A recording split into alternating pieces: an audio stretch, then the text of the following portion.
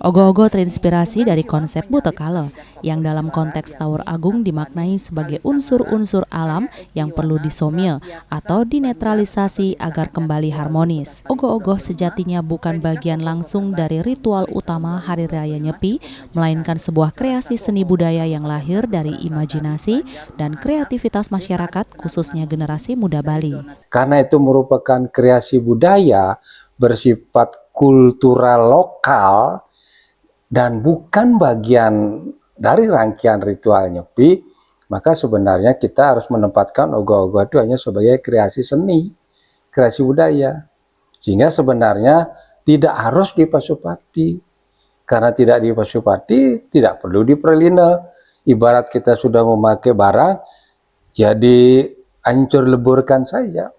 Biar tidak menjadi tumpukan sampah begitu.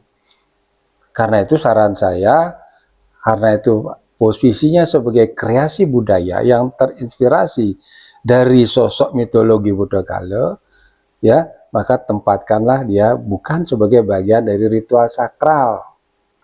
Nah, kalau toh ada yang memperlakukan seperti ritual sakral, ya kita juga tidak bisa melarang, tapi secara konseptual gambaran Buta Kala dalam wujud raksasa itu hanya sebagai kreasi budaya yang, mohon maaf, mendompleng ritual pengerupukan.